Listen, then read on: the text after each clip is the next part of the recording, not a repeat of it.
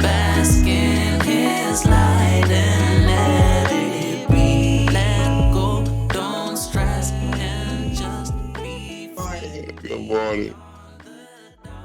All right, and with that,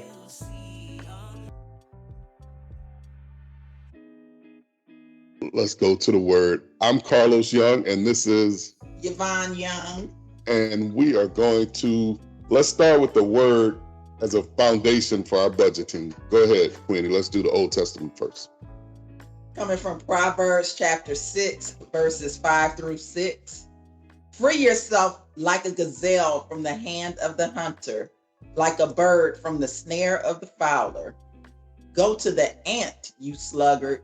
Consider its ways and be wise. And so that's what we call in Christendom the Old Testament. And then let's look at the New Testament. This is after Jesus' death, burial, and resurrection. And we call this portion the New Testament. Go right ahead. 16 and 2. 1 Corinthians chapter 16, verse 2. On the first day of every week, each one of you should set aside a sum of money in keeping with your income, saving it up so that when I come, no collections will have to be made. Thanks, Queenie. You're welcome. The purpose of this scripture is so that we can see first of all, we can see how the Old Testament complements the New Testament and New Testament complements the Old. We see the urgency that Solomon was talking there in Proverbs. We see the urgency of getting out of debt like a gazelle that's being entrapped or like a bird that's in the fowler's snare. This is how important it is to get out of debt. And then he goes quickly into talking about, if you want to talk about provisioning, all you have to do is look at the ant.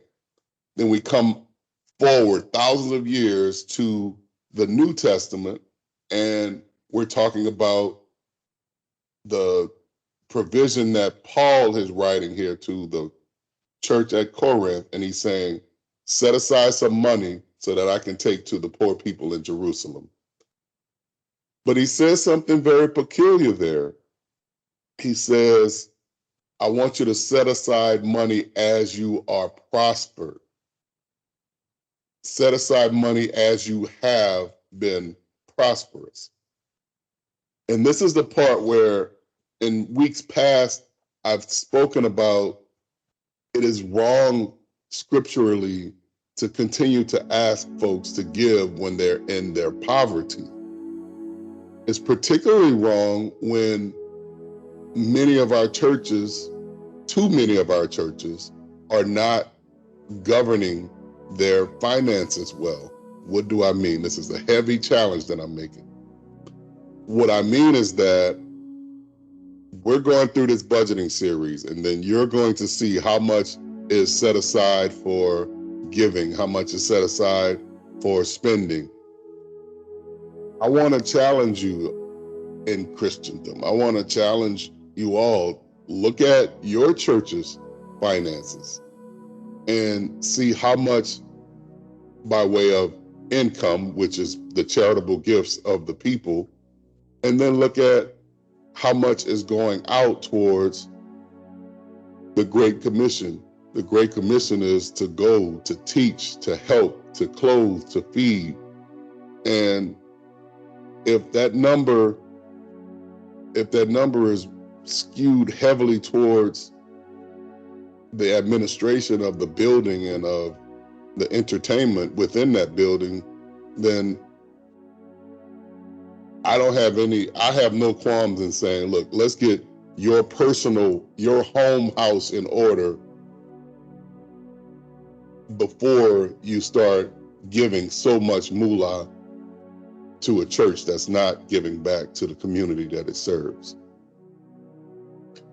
Then you may say, well, Carlos, what about the widow's mite? In Christendom, there's this portion about an elderly lady that gave all that she had to Jesus Christ, but she was giving it to Jesus Christ. Do you think Jesus is going to do what he's supposed to with the money? Yeah. Do I think right now, after having been in leadership on boards of churches, for, I mean, close to a decade in different churches. Do I think that by and large churches in general do what they're supposed to do with the finances? No. So I say get your house in order first. And so that's the purpose of this series. Did I explain that a little bit better, Queenie? Yeah, I think so. All right, good. Queenie and I had a breakfast talk that kind of prompted this discussion. So we spilled it into this lesson. Okay, without any more banter, let's get to the get down. All right, let's get to the budgeting.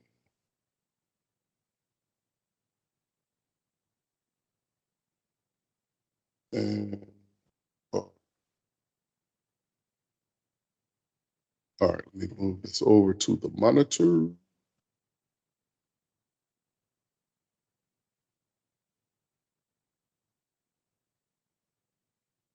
Okay, remember, we're using the You Need a Budget software, and thank you so much. So many of us went ahead and signed up. And if you have signed up, you should have received your link to your budget. Remember, we had 11 sessions and we've given out 6, I believe, Queenie. I thought we had 10. We had 12 actually. So Okay. I'm keeping 1 for the ministry and we're giving 11 away. So, and I believe 6 have signed up for it. So that means there's still 5 left. So come on, come on. All right. We are using, like I said before, we're using this You Need a Budget software. And if you recall, what we've been doing over the past couple of weeks rather, is we have been kind of going along with a young couple scenario. This is Marco and Mary, and they're just starting out and they're just learning how to budget. So the first thing we did was we had a counseling session with them and we taught them the importance of budgeting. Then we put this YNAB tool in their hands and we let them do our categorizations. What's our large categories? Do you remember? Anybody? First is give, and then it's save, and then it's spend on life, and then it's spend on debt. These are our 4 large categories. And this correlates with our GSS gauges, give, save, spend gauges. Now, so once we have these categories set up, the large categories, then we did subcategories. Let me show you here. So we had the large categories, give, save, spend, life, and spend on debt. And then we went for subcategories. And giving would be dental insurance and, No. actually, that's wrong.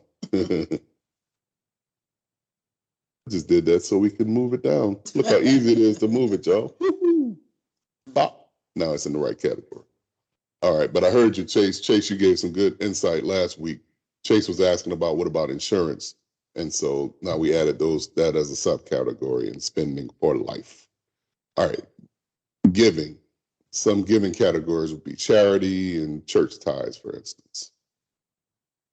Some savings categories would be your 401k retirement account and your, rainy day fund for car purchases, for instance. And then comes the spending life, it's going to always have the most categories. So you have medical insurance, you have eye insurance, you've got barber and beauty, you got fuel for the car, you have all of these different subcategories. And then you get to debt. Some subcategories for debt would be credit card, mortgage, interest and fees, and auto loan. All right. So then once you have these categories set up, then you go and, if you recall, by way of summary, you go in and you download your bank ledger. Remember, we talked about, I believe that was Tammy was talking about how her mother used a yellow steno pad to keep all of her ins and outs as far as her money. Nowadays, we have our bank ledger, and we can automatically have our bank ledger come into our budgeting software, and we went over that last week. So now once that's done, we have all of our ledger accounts, and then the ledger accounts, so all of the line items for all the spending, then they sync up with our budget. And that's kind of where we left off last week. But if you recall, last week we said,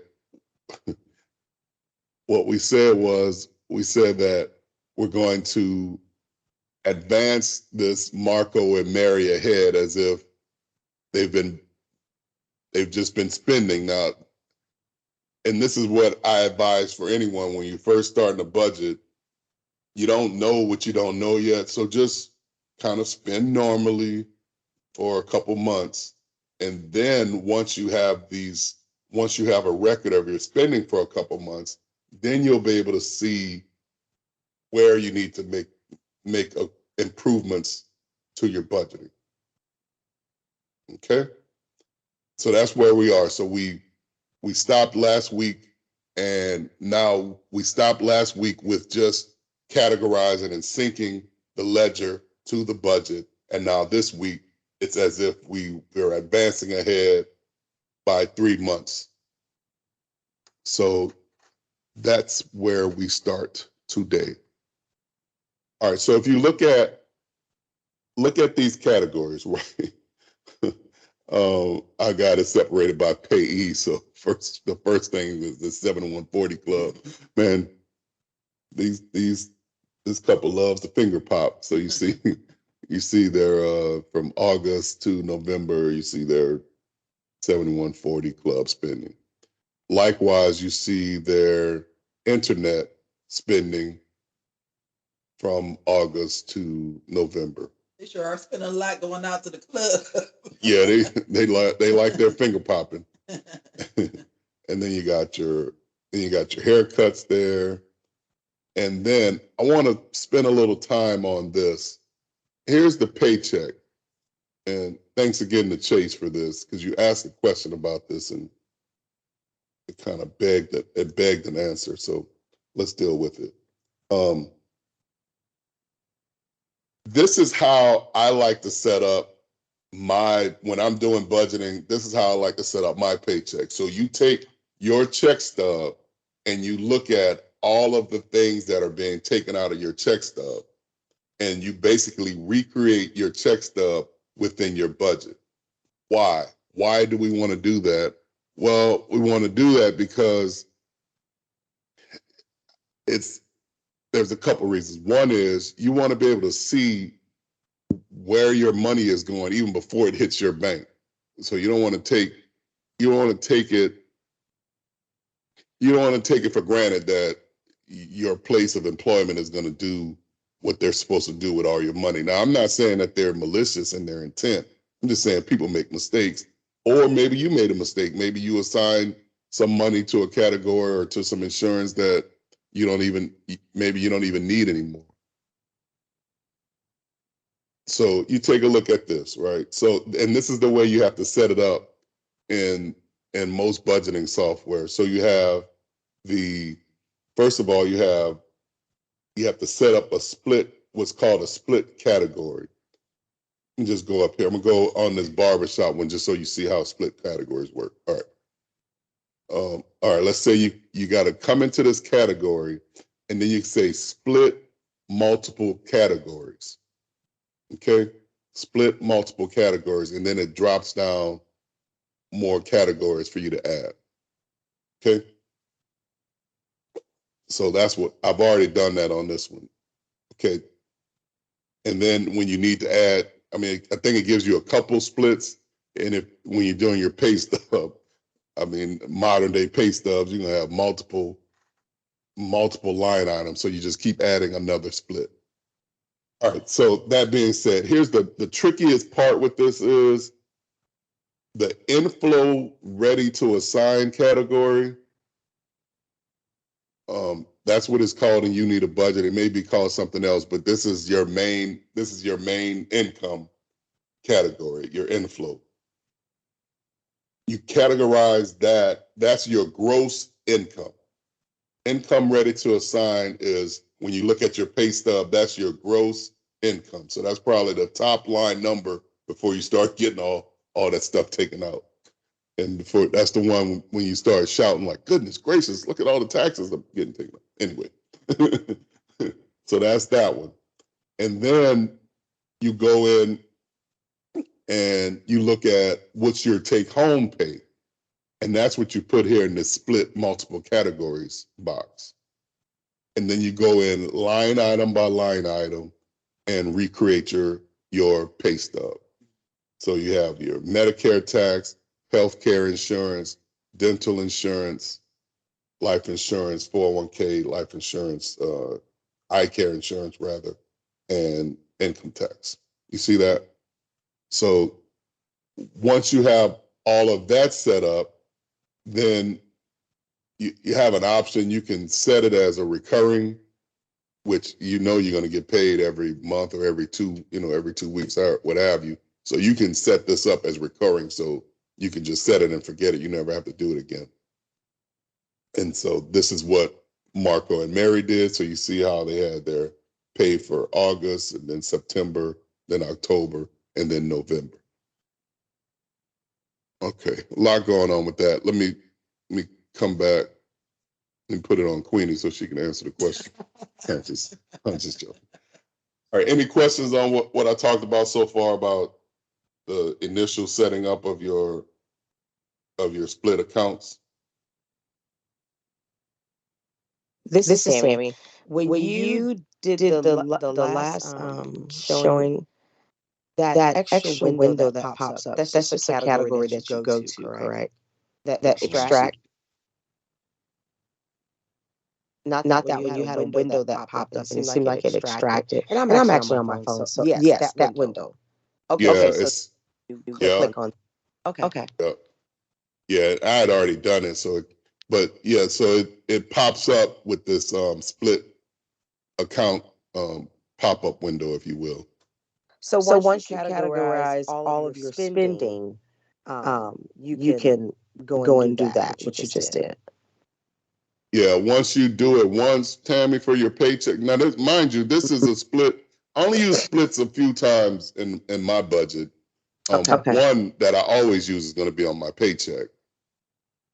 And once you do it once, your pay is going to be kind of the same every month. So then you set it up to recur for every month. Okay. Another split category would be, let's say, another split category which it gets lost a lot, Tammy, is like at the grocery, right? Okay. So you spend money. Oh, go ahead. No, I'm listening.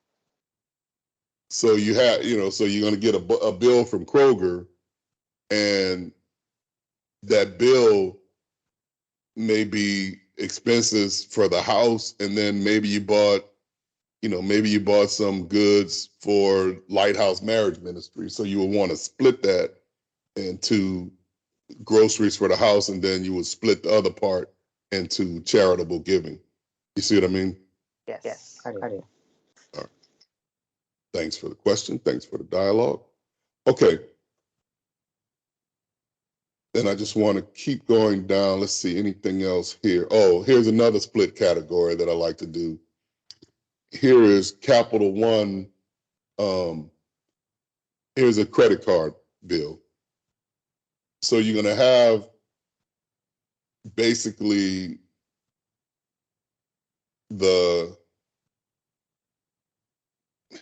you're going to have the payment, and then you're going to have the interest on your credit card. They don't usually split that out for you. I'm showing this as a teaching tool where we should always don't just pay the interest on your credit cards. We got to eat into the principal a little bit, or those debts are never going to go away. And one good way to do that is the snowball. the debt snowball. We'll talk about that. We'll talk about that probably in another session. I don't want to bog this one down, but this is kind of setting up for the snowball because I want you to see the amount that's going to principal and amount that's going to interest and fees. It's good to break out this interest and fees too, because if you have a late payment or something like that, that's going to spike this interest and fees up. So that gives you something to attack when you're looking for money, when you're looking for ways to tighten your budget. Another one we did here was, okay, for their car, for their auto loan. We did, if you look here, I don't know if you can see it or not, but let me see if I double click, it'll come up a little bit easier maybe. Their normal interest and fees is $15 a month, but then you got other months where their interest and fees was $40. So why would that ever change?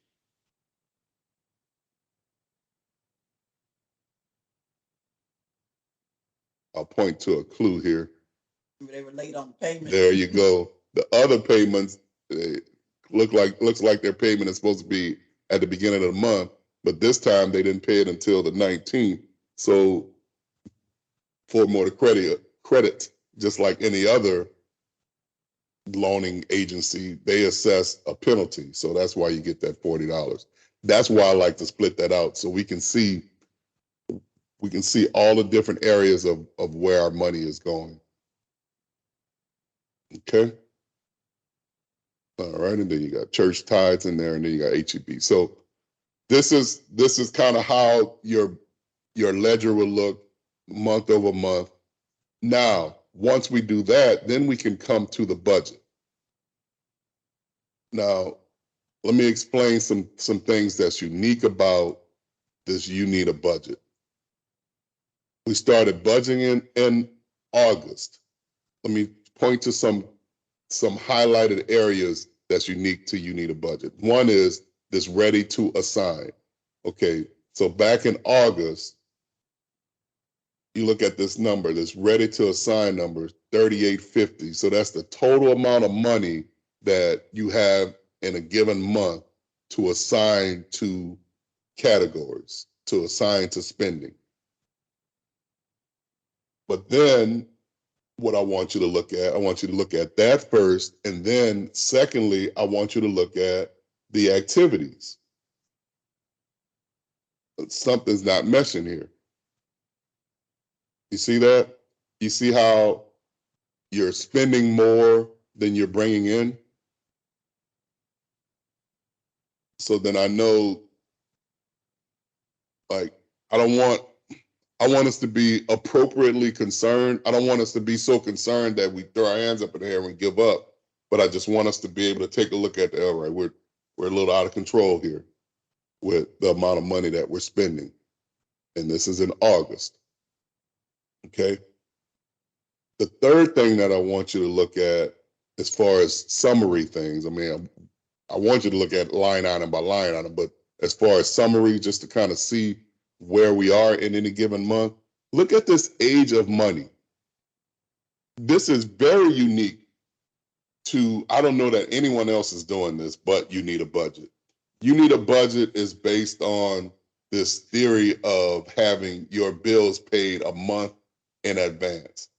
And it's based on that because the owners and organizers and leadership of You Need a Budget in their own life, they wanted to have comfort. They wanted to have freedom in their budgeting. Said differently, they did not want to live paycheck to paycheck. So what that is telling you as far as age of money, that's telling you that it takes about 2 days after Marco and Mary are paid for their money to run out. So they're kind of scrambling until the next paycheck. And they're scrambling to the next paycheck. So guess what that means that they're doing to make ends meet? They're putting it on a credit card. And this is a no judgment zone. This is just, we need to assess what's going on here. So at least we see the habits. Okay. So that's what it looked like in August. Then comes September. Here's your ready to assign number. Now look at that. The ready to assign in August was 3850. And the ready to assign in September is 3515. Here's the uniqueness of you need a budget again. And I thank them for this tool. I really think this tool is a blessing. It will help us should we use it the right way. Look at this. 3850 ready to assign leftover from August. 3275 ready to assign transactions in September. Then you overspent in August. So that meant that difference, that what's that, 459, let's do the math, 4059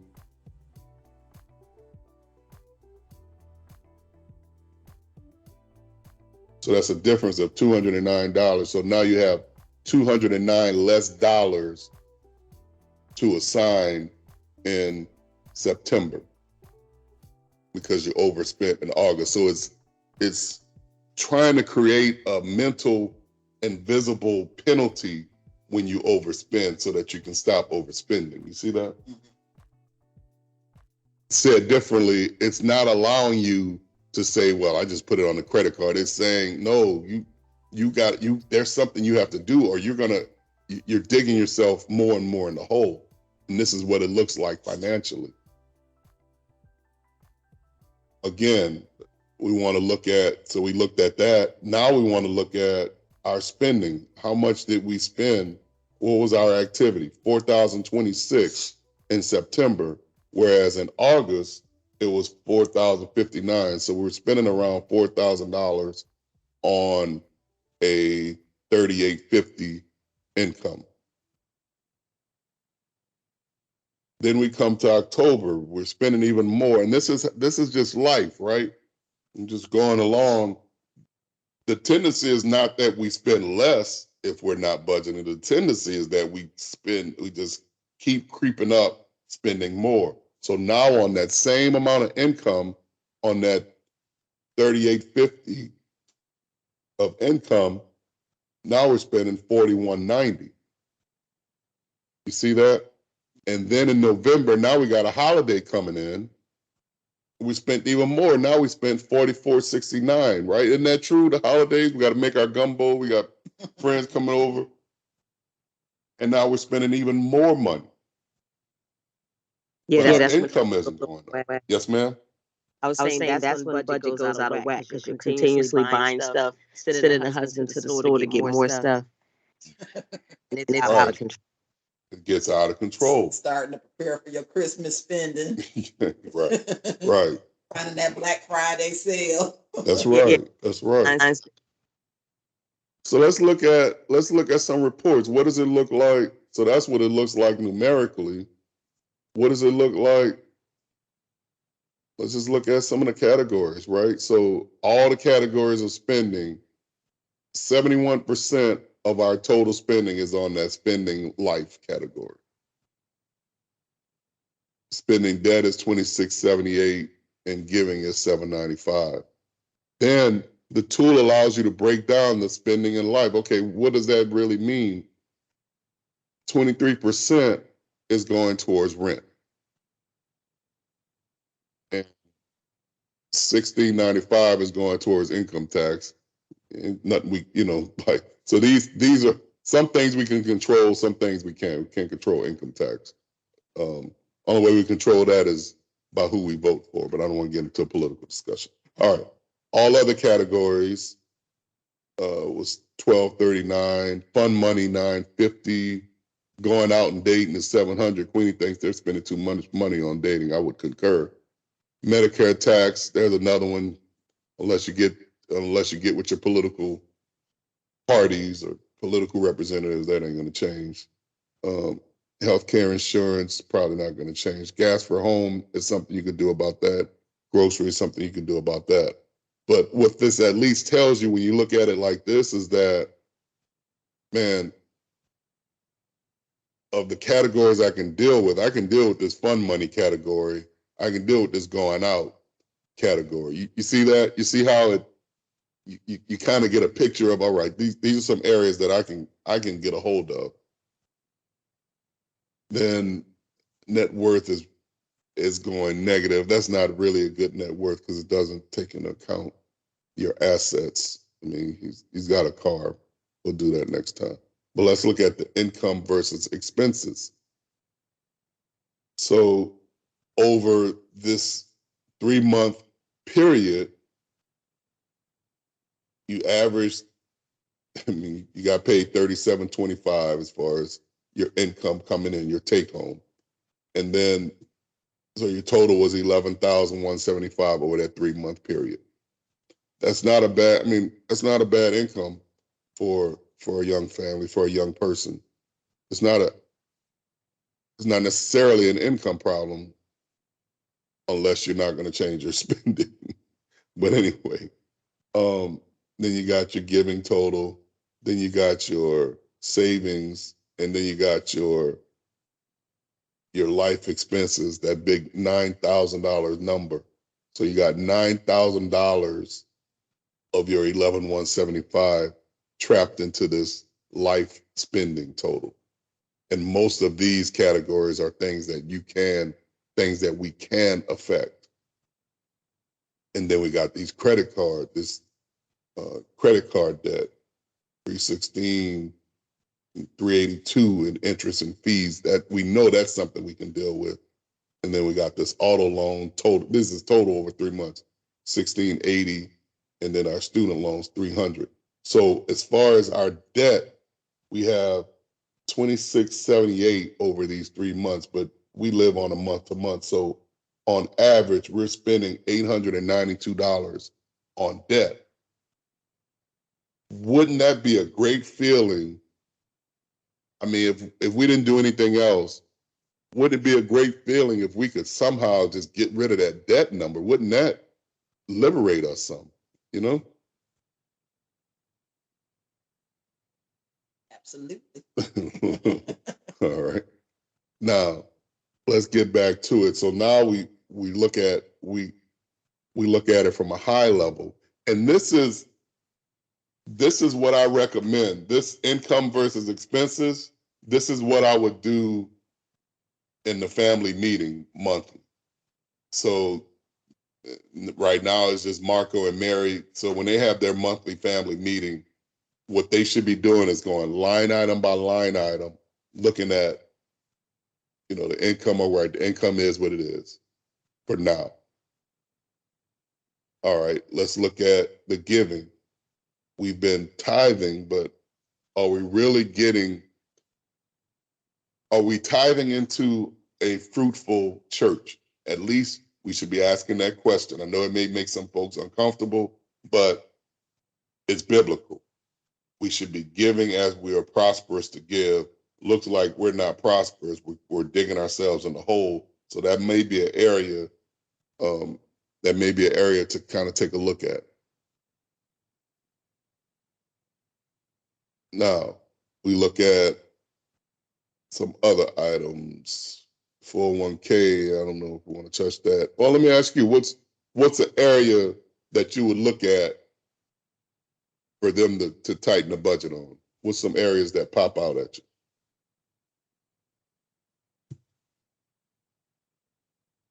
Definitely the going out and dating. Spend a lot of money on that. Too much on the going out and the dating, you think? Yeah. The fun money seems kind of high as well. $400 in the month of November off of that income. Might want to tighten that up, especially considering they have, $900 a month on debt. Yeah. So that was a good way to kind of start paying down that debt. Yeah. Hey, Los, do Yeah, you man. have the ability to do a ascending order for your categories? so it can give you your top spenders right at the top. Oh yeah, that'd be good. Yeah, I don't know. You know, you can export it and then you can play around. You can manipulate it in Excel or something. Okay. Yeah. Or you can do it, or you can take a look at it like this, bro. Like, so you can look at that spending life category, and then it pops up on this. You can see it in the pie chart form. But I hear you. Is this helpful, the pie chart? It is. I guess I'm looking for ways to shortcuts. So the Yep. only other thing that I would see is their ability to do an additional tag on there to where you can say these are areas where I can flex. If I needed to tighten up.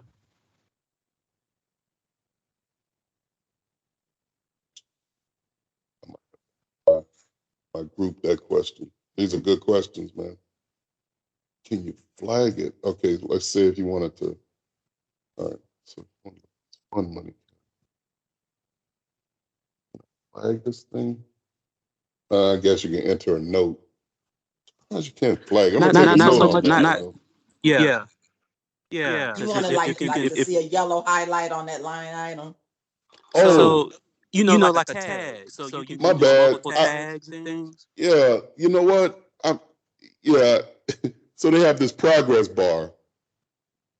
Everything's looking overspent because I got the assigned 0. So let me do the assignment and then let's see if that answers your question, bro. Thanks for that question because it led me to. All right, let's go to December, and because I got a little bit ahead of myself. So stepping back, the monthly meetings, sure, that's just telling you what your spending is, but we haven't budgeted yet. We haven't had a chance to budget yet. We've just been spending. Now we want to say, okay, now we're in December. Well, that's a tough time to budget. You got Christmas coming up, but all right. Now we're going to December. Let's say it this way: we don't want to overspend like we did in November, so we want to do better. All right. Now, you see, you have this auto assign button here. Man, this is so much easier than it used to be. So you can say, so this is where before you had to go here and assign all these budget numbers, but now you can say, okay, I want to assign by average spent over the last 3 months, just as a starting point. Uh-oh, my bad. Let me undo that. All right, let me make sure nothing is checked off. All right, auto assign by average spent. Now it's going to auto assign everything. Okay, so all categories will be updated and assigned. Okay, so this is in December. This is after we've done our 3 months of spending. We haven't been budgeting. This is 3 months of spending. Now the software is going to take a look at those 3 months and basically auto assign a budget based on our spending. So then we hit update here, and now it's going to say, now it's going to give everything an assignment based on those 3 months. Now we come here and we say, okay, do we buy that? You got to go, and this one, there's no other way to do it but to kind of go line item by line item. All right. I'm going to leave the charity part alone for now. I'm going to leave the whole savings category alone for now. We're going to leave Medicare tax, dental insurance, income tax, eye insurance, group life, health insurance, all we're just going to leave that the same. Fund money. Do we want to challenge ourselves on how much cash we take out every month? Sounds like Queenie said yes. Yes. All right, so if we move that to 200, oh man, you know what? It's not gonna. I'm in a conundrum. Let me do it. Hey, Burl, so we see what it looked like in November to get an answer to your question. because now it's not going to show it's not going to change anything because we haven't spent anything in December yet. So let me go do it for November. Sure. So what you're doing makes sense. I guess I guess a better way to ask my question is that let's say we got 10 categories and we know 8 of them are necessary. Right. But those other two, we can maybe tag them as, or at least usually you have it in your mind, hey, I can back up off of this, or or do a little bit extra when I need to or I want to. So instead of having it in your mind, having an additional tag, say like when you do your emails, you can tag an email in certain categories when you want to see it. Right. When you do your different searches and things like that. And I guess that's kind of what I'm sort of was getting to. But I see more so what you were doing is planning, which you need to be at. You should be That's all it planning. is. Right. I, That's I what it was just is. looking for an additional shortcut to see that if I set it up in the beginning, or even if I was in the middle and I decided these categories are categories that I can back up off of, do an additional tag where I can shortcut, get to those, and see how much I'm doing, and then make my adjustments from there. But Yeah. So yeah, what I heard you say was, can you tag kind of a hot category, a category that this is something I need to take a look at. This is something that I can flex and tighten my budget on. Can I at least highlight those to take a look at? And that's something that I need to go to one of my YNAB kind of forums and ask that question. But that notwithstanding, let me at least show you this part. So I'm gonna do it in November. I did the same thing in December, but now I'm gonna do average spent and then update assigned amounts. All right. Now, of course, everything's gonna show kind of green here because it's basically averaging out. Now you look at this fund money. I don't know if this kind of helps you, Burl, but no, it does. It does. yeah, because even to the average, we're over. Like our average is probably too high, but even to that, we overspent because we spent $400 in November. So you see this bar is kind of showing you red. All right. Yeah, at least in that functionality, it's Yep. it's highlighting all the areas now that it'll draw your eye much quicker, and then you can you'll probably recall, oh, when you see those two categories, let's say, and say, oh, I can flex right here. Right. And so then in the next month, so then when you go to December and you look at the same, category, it kind of automatically went down to 200 based on the 3-month average. But maybe you even want to take that down even further so that you're planning, like you said before, so that you're planning to have good health. Let's look at another one. Let's look at November as far as, let's look at a big one. Where's that finger popping category? Where's that 4150 club? Oh, here it is. Going out. So this one is showing we spent a little less than average, but this may be a category that, maybe we're used to spending $225 and going out. Maybe we challenge ourselves to start spending $150. Now it's going to look bad for November, but when we get to December, when we do that going out for the $150, maybe we can challenge ourselves a little bit better. You see what I mean? Or I don't know. Maybe I think I like just leaving it. Was 220, something like that. You already know. No, I see what you're doing. I see what you're doing. I appreciate that.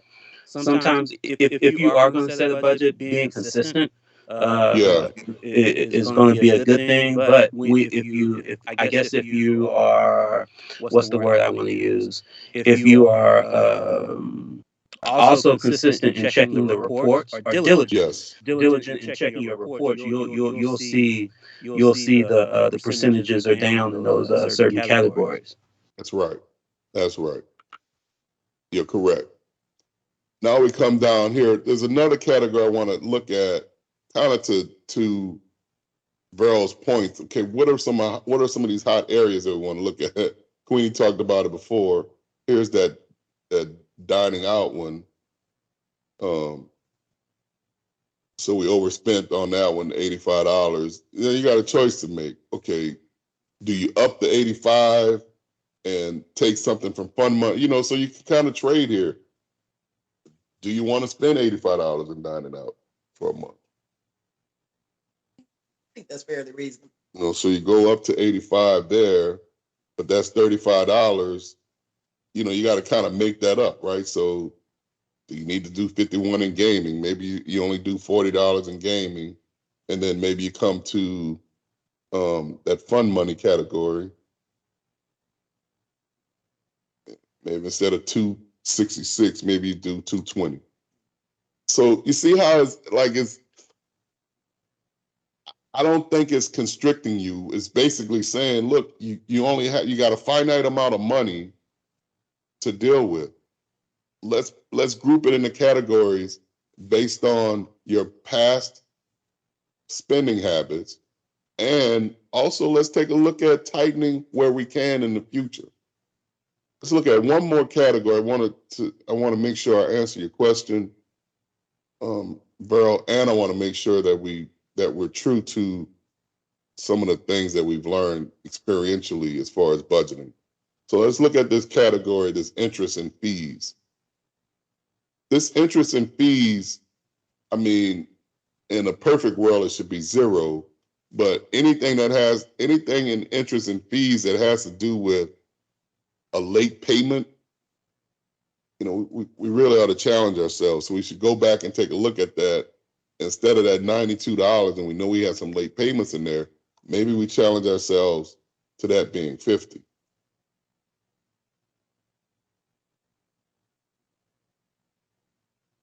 Okay.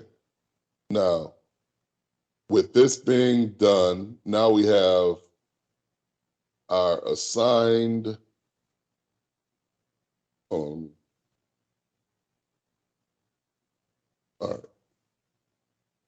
So our assigned in November is $39.79, and we're overspent by $44.69 in November.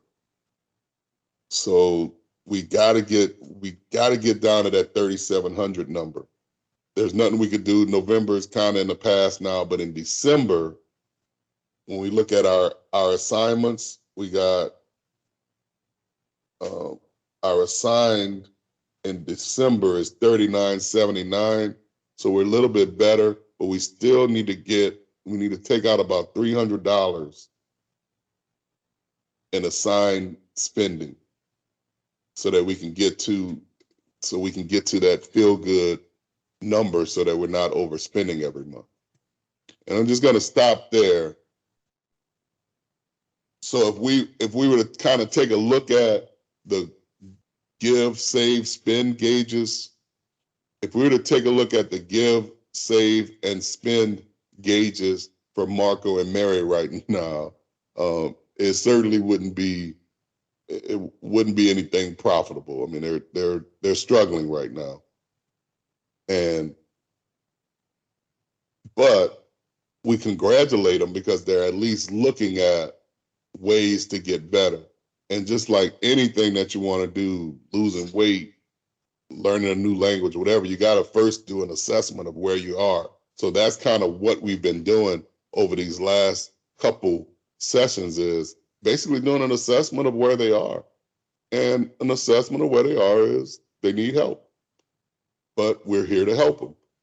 Next session, and it's going to be our last session, but the next session we're going to take a look at, we're going to advance them forward 3 months again, and we're going to look at how they tighten their budget, They also looked at, so there's two ways, let me back up. There's two ways to improve your net income, if you will. So your income versus your expenses. There's two ways to do it. There's actually three. One is by increasing your income. Another way to do it is by lowering your expenses. And then the third way to do it is by doing both. And next week, we're going to talk about some things that Marco and Mary did to improve their net income as a family so that they can take flight, so that they can be well on their wealth path. With that, what questions do you have?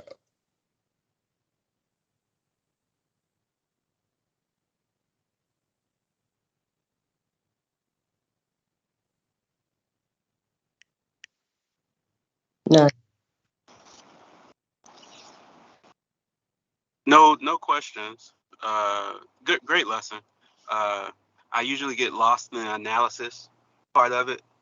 I guess for me that's where the rubber hits the road. Not necessarily. Well, the rubber hits the road in the spending, but when analyzing where you can do better, knowing that you do need to do better, I appreciate the analysis part of it and what type of reports I can pull, and just to try to better myself. So great lesson. Glory to God. Glory to God. I like the breakdown. I think the breakdown is very necessary, especially with me, with all the grown teams that I have, and letting them see. The visual is always helpful. You know, Once I get this started, I'm going to actually try to find a way, because I think it would be beneficial to put it in some ascending or descending order for to look at it better. I like the pie charts or the circular charts. That's great. But I guess for me, with my kids, I'll just delve into like all that fun spending and dating and all that stuff. For them to break it down even further, they felt that was something they needed, just so they could, have some voice in that. But That's right. Lesson, and Deja, Deshawn, and everybody in my house is not gonna like me next Sunday, but this is definitely for the family. This is not just something I want to give them. I want to hear it from somebody else. So yes, thank you. Yep, and you can send them the recorded videos that we posted as a primer. That too, but nothing like the live version. All right, we like live. All right, y'all. Thank you so much for calling in. Thanks everybody. We're gonna call that a wrap. Are there any prayer requests or testimonies? Just be free beyond the darkness. You will see a new day dawn on you. Just be honest with yourself.